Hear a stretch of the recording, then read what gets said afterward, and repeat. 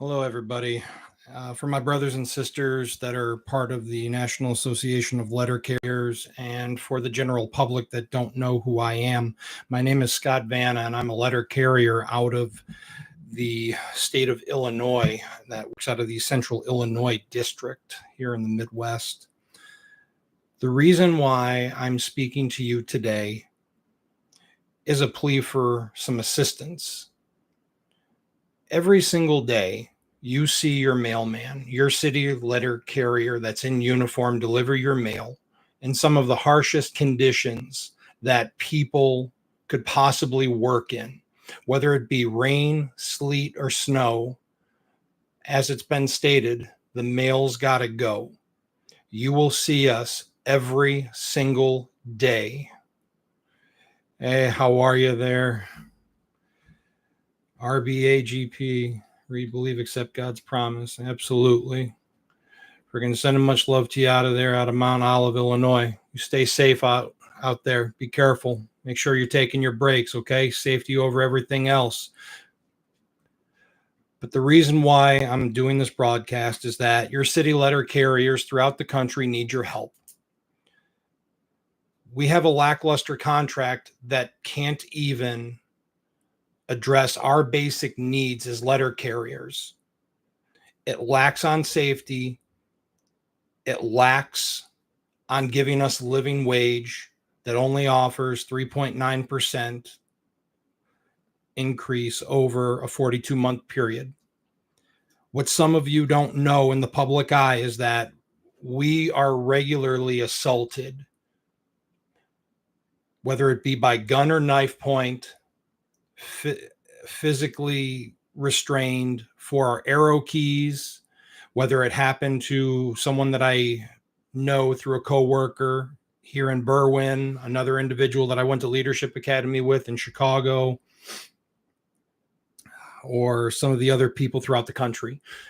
We're being robbed. We're having the arrow keys taken.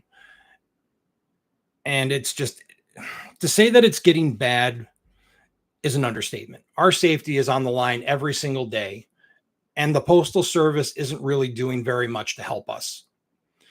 We are being hassled and harassed every single day to continuously go faster and faster. The safety hazards that we deal with on the street, especially with the winter coming up, it's going to be a lot of ice as the weather turns to freezing. Precipitation, that turns to ice. We're going to be walking around and we're going to be freezing. Management doesn't like when we stop and take breaks. They ping us on the scanner and then they try to write us up unjustly. Management doesn't care about our contract, and we're constantly going at odds with them. The Postal Service, you may hear, claims poverty, but the truth is that it's not poverty. It's the Postal Service's financial instability based on their own actions and inability to follow the collective bargaining agreement. Management also doesn't adhere to the basic principle of a fair day's work for a fair day's pay. They force overtime upon people, and then they try to take it away in offices across the country, forcing union stewards like myself to go ahead and have to do one thing, and that's file a grievance. That grievance is time consuming and it costs the Postal Service money. The Postal Service doesn't like to settle those grievances because they never feel like they do anything wrong. Many of us across the country can verify this, whether we are a union steward or not, because the vast majority of us have had some kind of a pay issue or discrepancy. Let's not even talk if someone is injured in an office. Most of the time, management doesn't even like to give us the paperwork so we can go to the doctor and get seen. That's happened to me before. I'm sure some of my brothers and sisters out there that are watching this understand, because they've experienced the same thing. Sometimes trying to come back to work is even harder. When the doctor says that we can come back in a limited capacity, management doesn't even like to have us come back, even though OWCP states that we need to come back to work as soon as possible. Management still puts up a fight. We go up against that. There are supervisors, managers, and postmasters in installations across the country that will also not only be combative and put their fingers in your face, yell and scream at you, but also in my branch, there's an office where I got a phone call today from one of the stewards that I know personally that sent me a small little video with the supervisor yelling at the carrier for retrieving personal items from her vehicle.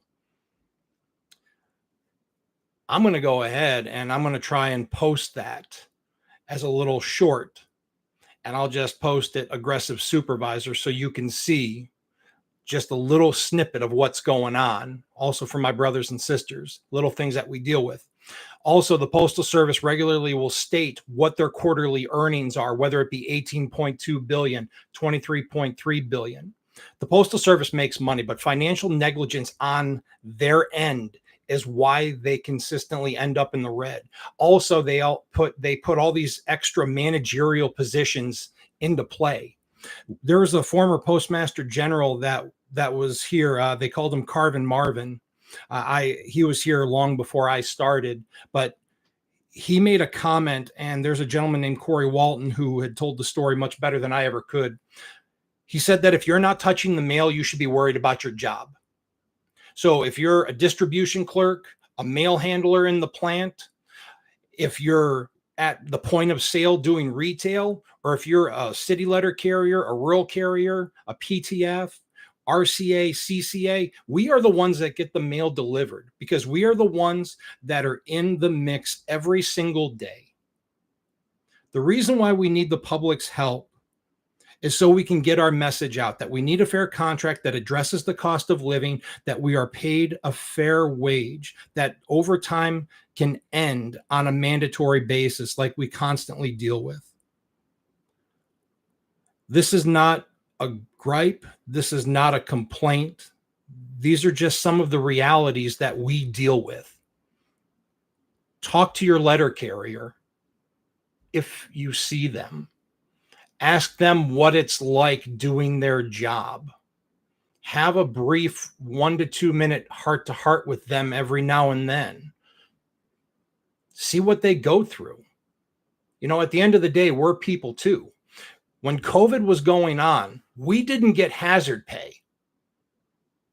They made us go out every single day with almost no protection. The way that you see me right now, less a uniform on, is exactly how we were every single day. The majority of us got ill just like everyone else. Some of us ended up being lucky and didn't get ill at all, but we still came to work every single day. You're very welcome. Hey, Dominic, how you doing? Super Mrs. Fisher, how you doing, REM? I hope all of you are doing very well. What do we got here? Southern Cali, 2 years. Career, 2 years of CCA.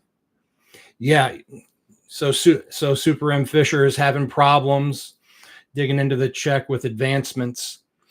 A lot of those paycheck advancements, whether you decide to go to like Main Street Financial's one of them, you know, they have an astronomical rate. There are some Native American loan places that charge almost 40% for loans that you see. If you try and get a personal loan, I mean, interest rates for some places are 28 to 32%. It's absolutely insane that we have to borrow money to afford the basic necessities. Nobody should have to go ahead and take out a loan to provide for themselves. In some states, for a family of four, if you're making $60,000 to $65,000, you can qualify for government assistance. How crazy is that? Another reality that was exposed by one of our brothers out of Nashville, Tennessee, Corey Walton, who's got a podcast called From A to Arbitration. Corey was talking about how we have union halls that are currently setting up and having plumbing done to the buildings. So our brothers and sisters can actually have facilities to shower. There are carriers that are currently living out of their vehicles.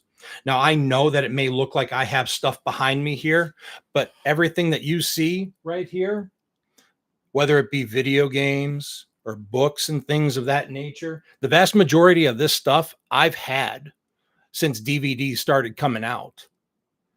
Very little of that is within the last 5 years. The vast majority of it is well over 20 years. My mortgage has gone up over $400 in the last 3 years. And a lot of that is because of tax increases. We have another individual, 10-year carrier, just like me. I've been in the post office 10 years. 15 months of it was a CCA. The rest of it, I've been regular. 10-year carrier, strongly considering leaving for a better opportunity, depending on the vote. Anita, I'll tell you this right now. Me personally, I ended up here in Illinois. I have a license to sell real estate, and that's something that I've been doing and working towards. It's difficult, but no one should have to have a second job.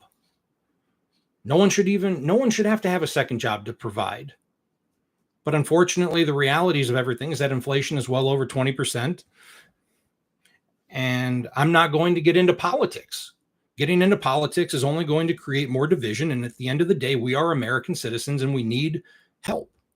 Unfortunately, the Postal Service is not going to do the right thing, and they're going to undercut us, the city letter carrier, every single time. I've had some problems trying to locate documents to show that EAS, which is the executive and administrative scale, which is management, and what management gets paid. But the vast majority of them have gotten an increase up to 16%. I do know that a level 21 is what my office is.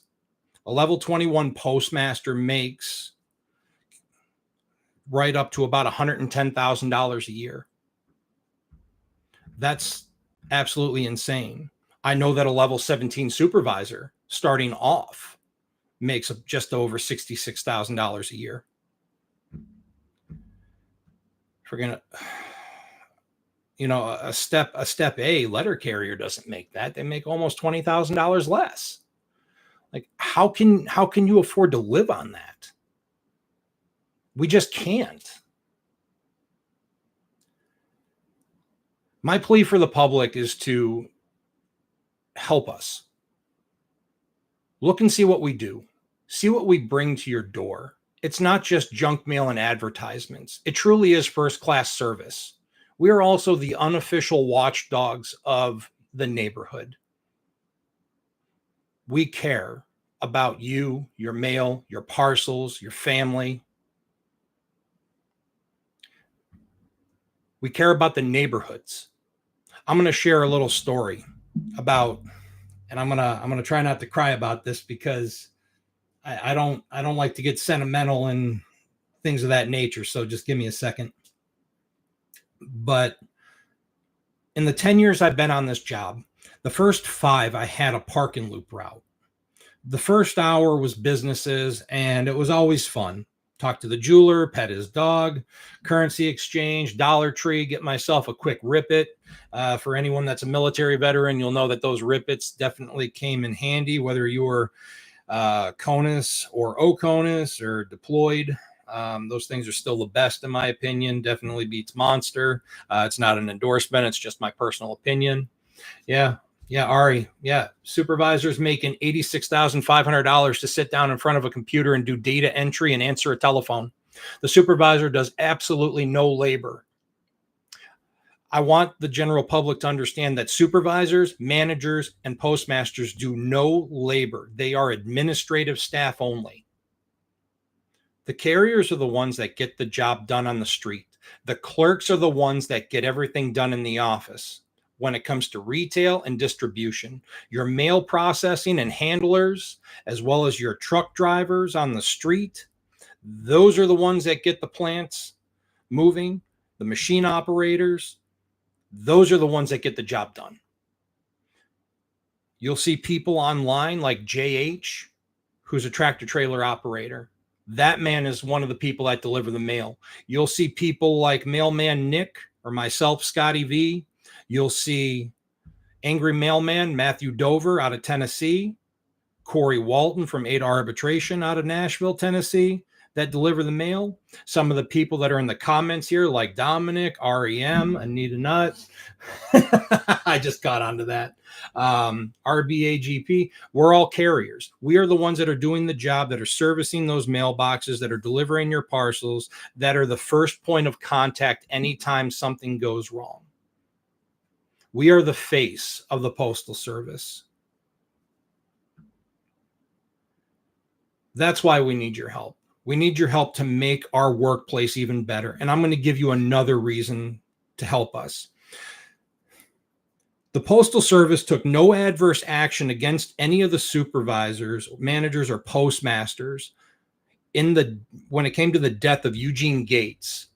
He was a long-time letter carrier out of Dallas, Texas, that succumbed to a heat-related illness.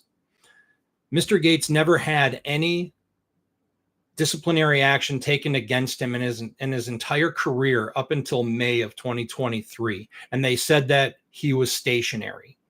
Management never came to the office like our collective bargaining agreement states they're supposed to come out and do. Management always has to verify that something is going wrong. They can't use a piece of technology. Technology use is considered covert surveillance. Covert surveillance cannot be used against anyone. Management used it against him in an unprofessional manner that goes against our collective bargaining agreement, which violates our handbooks and manuals. They wanted us to keep moving in the heat. They didn't want us to take breaks as necessary so we can cool down, rest, and rehydrate. Mr. Gates was a victim of intimidation, harassment, and bullying by USPS management in that office in Dallas, Texas. USPS took absolutely no adverse action to discipline the individuals that put Mr. Gates in that position, that cost him his life.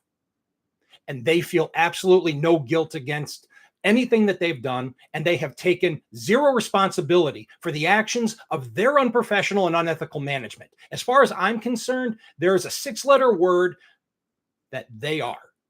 They have contributed to the death of one of our brothers in our union, and they do nothing to abate the situation. That's why we need your help. And there have been 2 other instances that we've had our brothers and sisters killed because of the heat as well. It was back, we had Peggy Young in 2018, and then John what's that? I'm going to butcher this. Watzlawick back in 2012. Let's not forget about the CCA. Let's talk about the CCA that deployed her mace in Indiana a few years ago, because there was a pit that was on the other side of the fence with the gate left open, and the customer refused to close the gate, keep the dog on leash, and she deployed her mace. The customer took out the firearm and took her life, took one of our sisters' lives. This is reality. These things happen. One of my coworkers, she was delivering on a route, and this gentleman, this was on the route that I used to deliver, by the way. This gentleman, I'm not going to say his name, but he used to be a rural carrier for our office many years ago, decided to make some sexist comments about the fact that if a male was delivering his mail, that would have been there on time and in a more professional manner. All because he doesn't get his way. That's something that we deal with. Do you want to know what the Postal Service does? Nothing. Because they won't even come outside. They won't even verify that we're okay. Because to them, using technology to watch our every move to make sure we're not stationary is their way of making sure that we're okay. And even if we are stationary, they don't want us taking our breaks because they use that stationary time against us. And when we do take our break and they say, okay, it's been 10 minutes, they're okay. They're going to go ahead and use that 11th minute against us. You were stationary for 11.3 minutes. Why? Now we're getting into accusations. Management goes ahead and starts accusing us of doing something wrong with absolutely no evidence and only something from a piece of technology. There is no proof that the technology is even working appropriately because data transmission, cellular service, server error, and proper maintenance cannot be verified. And there's no way for us to even get close to verifying it. Once again, it's a constant uphill battle. I'm also going to go ahead. Yes, you're absolutely RBAGP. That's something I do need to bring up too, because this supervisor is also in the same position that we are. In North Carolina, this happened within the last year as well. There was a supervisor in North Carolina that succumbed to heat-related illness and injury as well and ended up dying, riding in the back of an LLV for a ride inspection.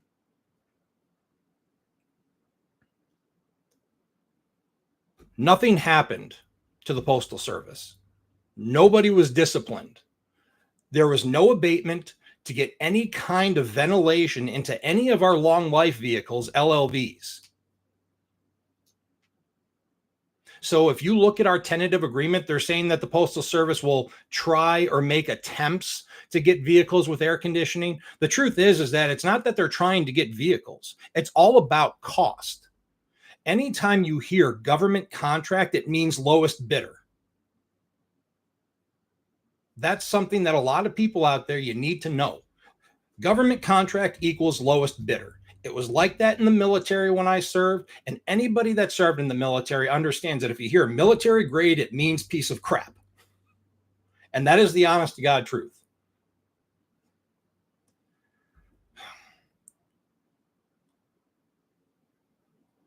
I know that it sounds like a rant of an angry man on the other end of a microphone. Although it may be perceived as that, this is reality. And without exposing the truths that my brothers and sisters live and experience every single day doing this job, without bringing it to light and getting the public behind all of us and our union, things cannot change. Let's talk about service standards and how long it's taking you to get your mail. The Postal Service started doing these sorting and distribution centers out on the east. And you've seen that there was the government, I believe it was the Oversight Committee, and you saw Louis DeJoy getting grilled about the plan and how service standards declined into the 30 percentile compared to the 80s and 90s in some parts of the country that it used to be. I can understand wanting to get lean to provide better service. But the problem is that the Postal Service doesn't do very many pilot programs. And if they do them, it's not put out in the public eye like it should be. Without putting things out in the public, that right there is one of the other reasons why the Postal Service wastes their money rather than paying us. They create extra positions for management rather than paying us what we're worth. If you go into New York and see David Grosskopf, he was out there with his members and they were trying to make the public aware of the realities and the situations that we are facing. Our tentative agreement doesn't even address the basic cost of living. I know, once again, I sound like a broken record. I'm going to tell you this right now, Mud. The potential for arbitration, could we potentially get less? I don't know. I don't think so. And I'm going to go ahead and I'm going to tell you what one of the guys in my branch said. The union, the NALC, and the Postal Service have already agreed to this tentative agreement, which means that's already set in stone. Could the Postal Service already make a claim that, they can fight for less? Yeah, they can go ahead and try. But I don't think that an arbitrator, in my opinion, would give us anything less than that. I don't think we could do worse. If anything, I think we could do better, considering, and this is something the public needs to know as well. Back in the 70s, during the Wildcat strike, the Postal Service made an attempt to freeze wages and COLAs. They failed. They tried doing that. Yeah. The Postal Service tried to do it again in the 80s to freeze wages and COLAs. They failed. The Postal Service tried it again in the 90s to freeze wages and our COLAs. They failed. The Postal Service tried it again in 2010, 2011 for the 2011 through 2016 contract. The Postal Service failed to freeze our wages. That's what they're trying to do. Everything the Postal Service has tried to do is hurt us. What we need is, with public support, backing our union. Absolutely, RBAGP. With the public support behind our union and our union voting no on this tentative agreement, we can get into the actual books and the financials of the Postal Service to find out what exactly is going on, because USPS is not transparent with their financials, and everything being done is behind door in a hush-hush type of manner, and it is not transparent. That is one of the other reasons why we need the public behind us. Ladies and gentlemen, I am not telling you anything that you do not know. I am not hiding anything. And these are things that you can easily talk to people in the offices.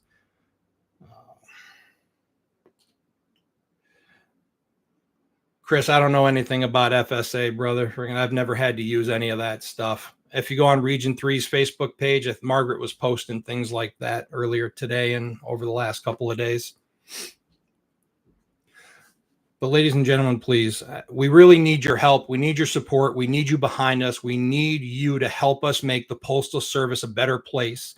If you can get behind us, it will ultimately make service standards improve. And when service standards improve, the Postal Service gets better. A better Postal Service means stronger employee retention. It means a better workplace, less toxicity, no forced overtime, and you're going to get the quality service that you deserve. And we're going to get the workplace that all of us have been fighting for so many years. I appreciate everyone that's tuned in and listened. I hope that some of you that may have YouTube channels, whether it be Angry Mailman or myself, take pieces of this, chop it up, send it to people, let them know, have them share it, get the word out. We need support. The tentative agreement ballots supposedly are getting printed right now, and they're supposed to be getting mailed out some point next month. I hope all of you will stand in solidarity with all of your brothers and sisters, and we need the vast majority of us to vote no, because less than 40% of our members vote. And Renfro wants us to vote yes on this contract, and he's counting on the minority that come out and vote yes all the time to get this pushed through. We do not need a yes vote on this horrible contract, because we are all losing money in the long run, and this will force many of us to have to take second jobs. Or in some cases, like some of you are commenting. I agree, Anita. If people vote yes on this, some people are going to leave. I'm going to stick through it as much as I can. But I may have to go ahead and, I'm going to do what I can to get through it. Make sure that you follow the instructions on the ballots. If you do not follow the instructions on the ballots, they will not count. Make that very clear. Also, love or hate this man. Well, as much as I would like to laugh about it, Mud, I don't think that you should quit. But I don't know your personal situation, everyone. You need to make the choice that is in you and your it's in your and your family's best interest at all times. At the end of the day, it's your life, and you need to make the best decision for you and those that you love, whatever it may be.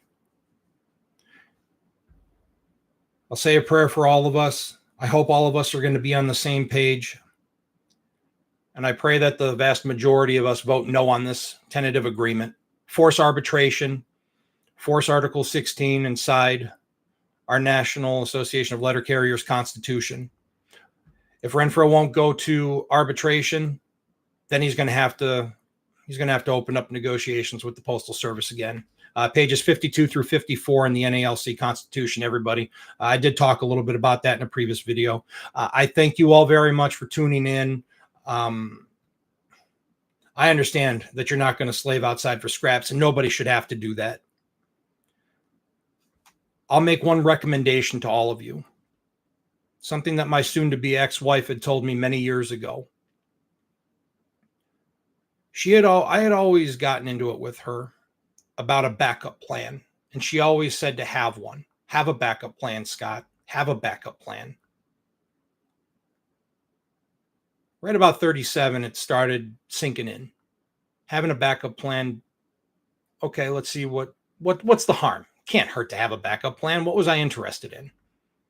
It really wasn't something I was interested in, but I started chipping away at my education and I ended up getting a degree in business. It's only an associate's, but it's something to get my foot in the door. You take that with my military experience, and I'm not saying that it's a ticket anywhere I want to go, but it's something. It's something that will have employers looking at you a little bit more than somebody that doesn't have it. What I would say is follow your passions, everybody. If you have a passion outside of the Postal Service and you're worried about what's coming, there's nothing wrong with following your passion as a side hustle. Or if you're looking at leaving the Postal Service for whatever your reasons are, I would say follow it. Follow your heart. Something I had learned many years ago is that if you're unwilling to be uncomfortable, then you're not going to grow. That's something that has stalled my personal growth. And I can admit that. But the best part is that there's always time, and we still have time to right this wrong that we have right now. And if we don't have a favorable outcome,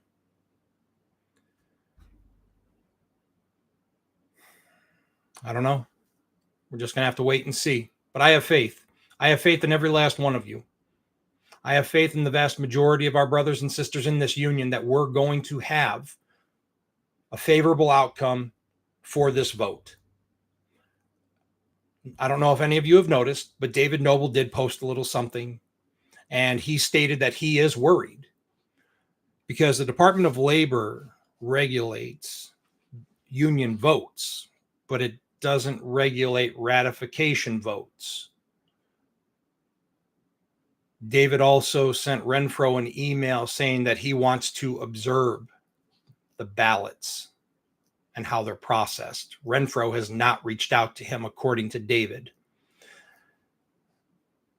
I don't think Renfro is going to reach out or allow anybody outside of his circle to watch how the ballots are going to be counted. David's going to be taking other action.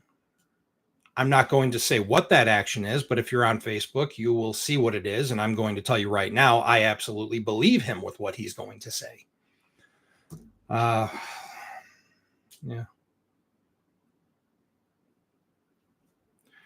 Yeah. A lot of us are getting this frustration off of our chest right now. That's what a lot of it is. We're venting because of our frustrations. Some of us use the internet to get it out. That's awesome. That's awesome. Corey said we're going to have 2 CLC members. Yeah, that'll be awesome if we get some CLC members out there. My concern is I really want to make sure that James Henry is there, and I'm hoping that my business agent, Mike Cariff, will be there. That's what I want. If Renfro wants to make sure things are going to be on a fair and even plane, I want to make sure that those 2 gentlemen are there. What better way to make sure things are fair than by having your competition for the next presidency for the union? I'd say that's fair.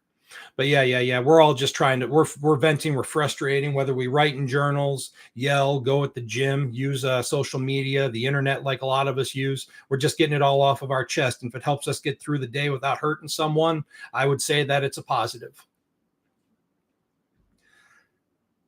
Well, everyone, I wanted to thank you very much for those of you that stuck through the 34 minutes plus of this rant. Please feel free to take any part of this, make your own videos with it if you agree with it. I'm not going to ask you guys to like or subscribe. I'm not doing any of that stuff. I think that it's too repetitive, and it just don't even get me started on it. Anyway, have yourselves a great day. Be safe out there. Take your breaks. Remember, safety over everything else. With safety comes accuracy. Keep talking. You're bored at work. What do you want me to talk about, man? You want me to? Jesus. Oh, man. You know what? I'll tell you to do one thing that I do. Every now and then, Sorry, brother. Freaking, I really got nothing for you. Freaking, I got some PT that I got to get going. How about this, man? I'll give you something to think about. I want you to take part of your next loop, your next relay, or whatever you're doing. And I want you to think about something that you're truly passionate about. Think about what you wanted to do before you came to the Postal Service. And if you didn't know what you wanted to do before you came to the Postal Service, I want you to think about something that has caught your interest since you've been working at the Postal Service. And I want you to tap into that. That's what I want you to do. I want you to find something that you're passionate about, something that you can use, something that drives you to be a better person, to be the best version of you. That's what I want you to do.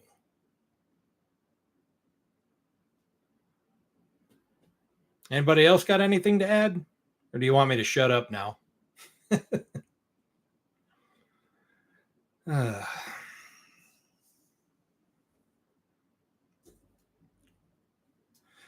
Oh, I'll make this the last thing, and then I really do got to go. I got PT. As you know, open season has started. Good man. You take care of yourself. Just remember everything, everyone. Open season has started for your health benefits, benefeds.com, and then, yeah, daily affirmations. Yeah.